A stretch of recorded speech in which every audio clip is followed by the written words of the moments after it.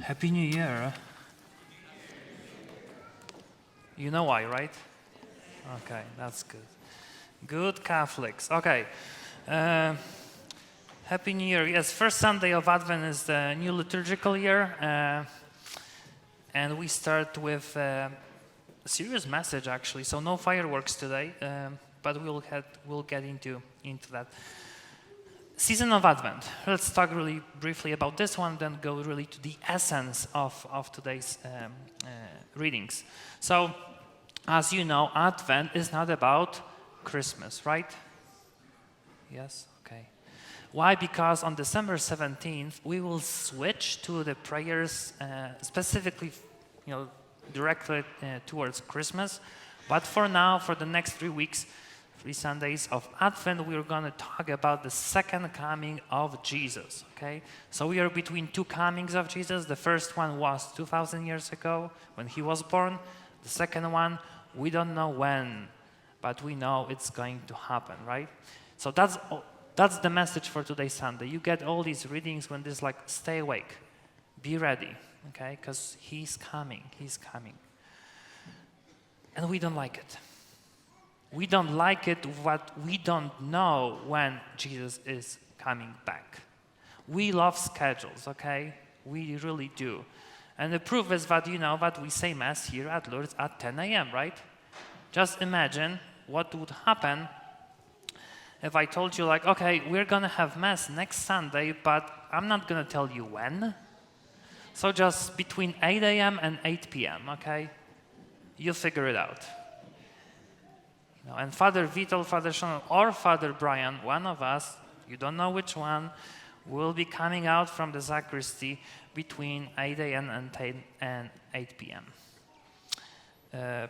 Probably you will switch the parish next weekend to All Souls, Holy Name, maybe St. Louis.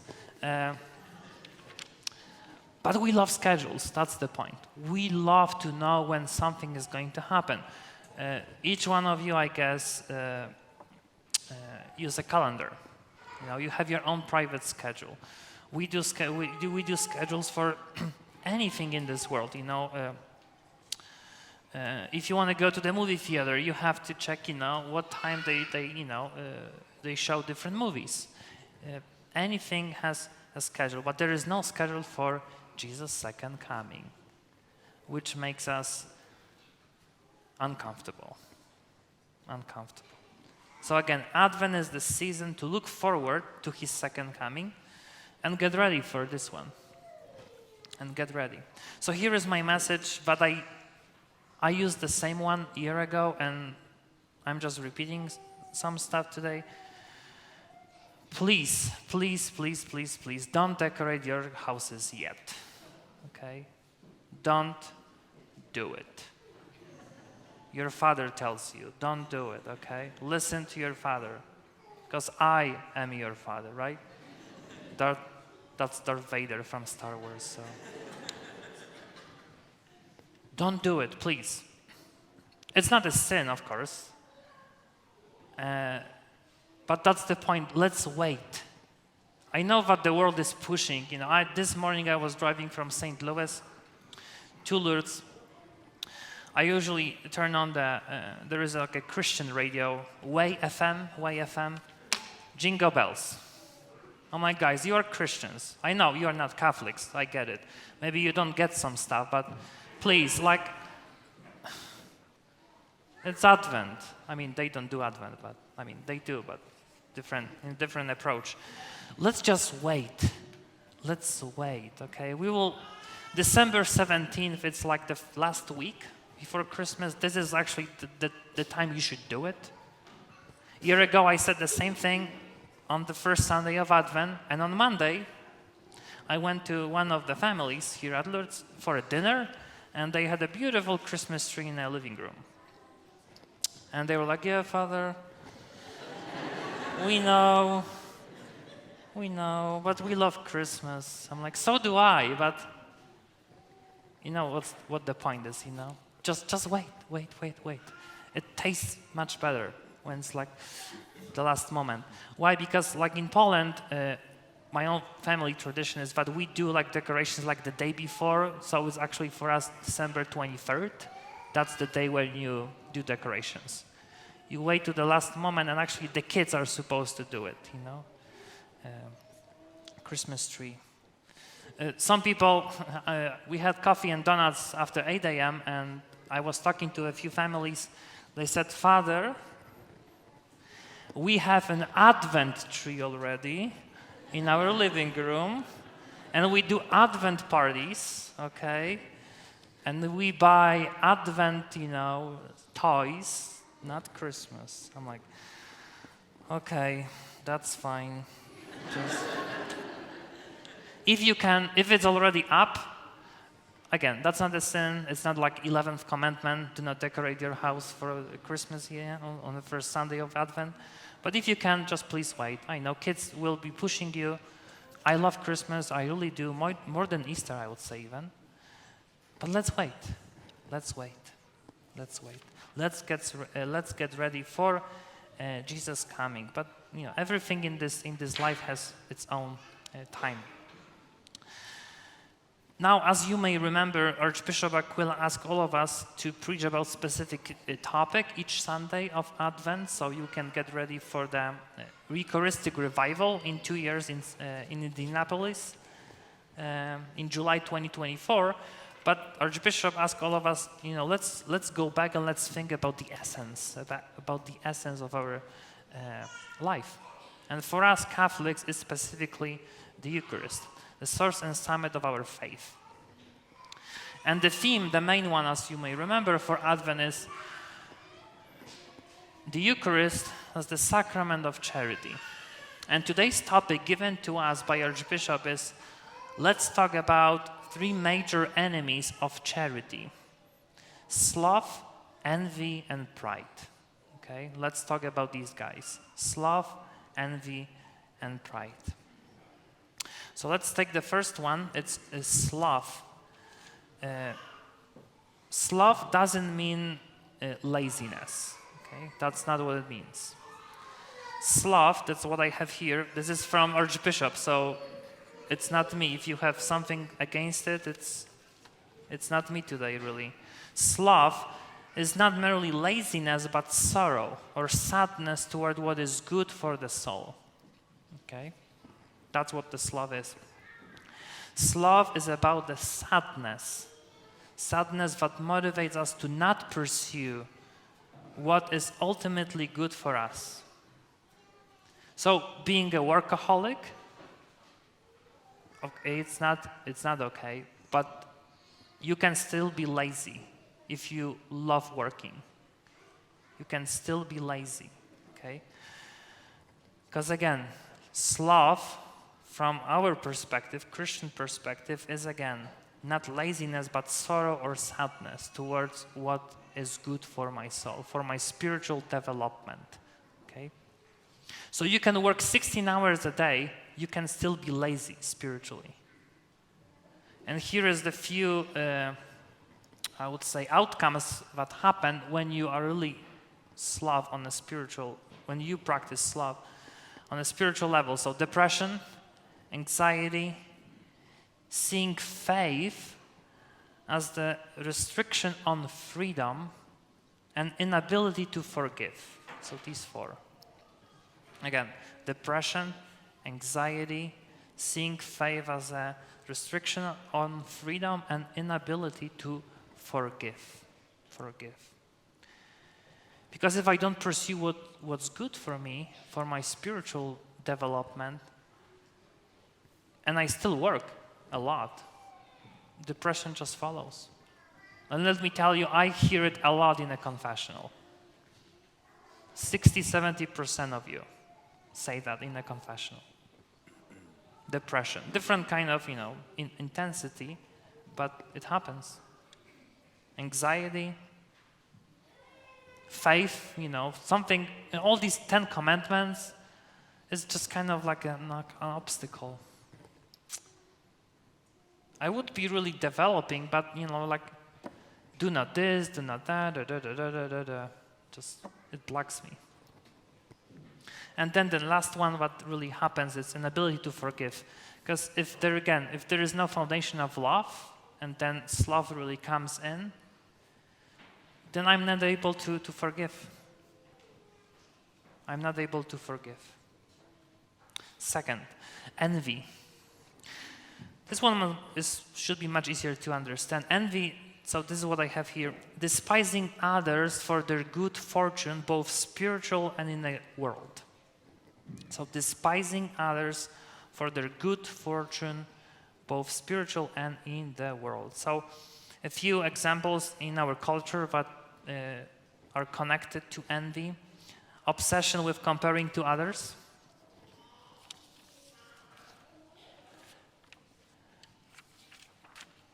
Social media, which is connected to comparing. And fictions that we believe to be realities.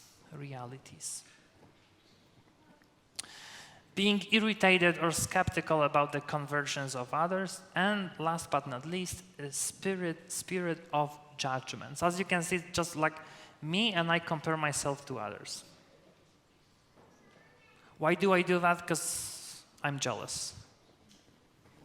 Okay, there is envy.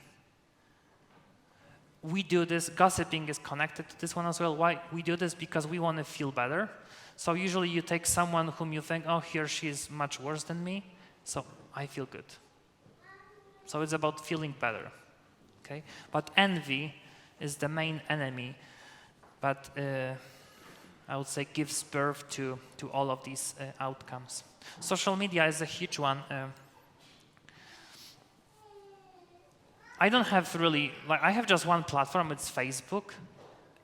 But I just use it to be connected to some of my friends who are in Poland. I don't really post much and so on, but I sometimes find myself when I can scroll for hours. I'm like, what am I doing here? I see what my friends do, right? But what's the point, really? Some people use Advent as kind of like a little Lent. You can have some kind of resolutions for Advent. Some people still do no Facebook for Advent. Just delete the app and see if you can survive for the next 4 weeks. You can. You can. I'm still thinking, this last week I was like, those of you who were growing up in a pre-internet era, that was great. In the 90s, that when I was born, 1990, I didn't have cell phone or computer. I was just spending my whole summer outside playing soccer with my friends. And so there was not really a screen, just maybe for a cartoon in the evening at 7 p.m. and after that I had to go to bed because that was the rule at my house when I was a kid. So now when I see how screens are taking over our lives and we can still be with people but not really be with them, and we just compare our lives to others, But I can tell you, think about if maybe all these platforms they take too much time of my life. Usually it happens. And the pictures that you can see on the screen, this is not really real life of these people. Because again, I cannot tell you really, but I have some of you on Facebook, right? And I have all my friends from Poland. But then in a confessional, I really know what happens in your life, not what's here in Instagram, right? Let's think, envy. Because maybe this one takes too much of my time. And last but not least, it's pride. The last enemy, pride. Pride is when I say that I don't want to be subject to God's will for my life. I will be in charge. I know how to live. No one will tell me what I should do, right? So what charity is for the virtues, pride is for every sin. Some saints said that pride is the root of all the sins. That's why that's the first one on the list of deadly sins, pride. Pride. So again, if we grow in charity, we grow in everything good. If we grow in pride, we just grow in everything bad. So let's think. Again, sloth, envy, and pride. Two huge enemies of charity. Let's take a moment, I would say this week, to think if I have problems with some of these guys. Because I can tell you, probably you do. Each one of us struggle with something. And as a priest who works here at this parish, as your parish priest, I have this privilege to give, homilies every weekend, but they should be really connected to your lives. Because I, Father Brian, Father Sean, when we hear your confessions, we know really what's going on in your lives. Then we can adjust our message on Sunday, and we can really hit spiritually few of you. Whenever I sit in a confessional, I always experience God's mercy and your openness when you go to confession, because that's the place where you have to be you. You cannot pretend. That's not Facebook or Instagram, right? You have to go there and be honest with the priest. What I can tell you is that this is a beautiful sacrament of confession. When you just go and you have to tell God ultimately, all my mistakes since my last confession, what I've done wrong. Because there is always something. I told Father Brian that confessional is for me like Las Vegas. What happens in Vegas stays in Vegas. What happens in a confessional stays in a confessional. The seal of confession. I cannot tell you, what each one of you did, because I would be excommunicated. That's what the church says. I wouldn't be allowed to say Mass anymore for you. It's really serious. Why? Because God loves us so much. We have problems with these guys. Envy, sloth, and pride. We do. Each one of you. But this week, this season of Advent, we are supposed to think, okay, I need to get ready for Jesus' second coming. I need to improve my life. There is always something I need to work on. There is always something. To fight against pride is to be obedient to God's will, to be subject to Him. And again, Jesus is the best teacher ever because He did it on the cross. He was obedient up to the point of death, right?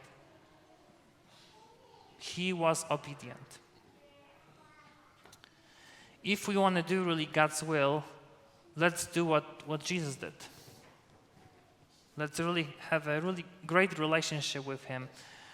Work on our problems.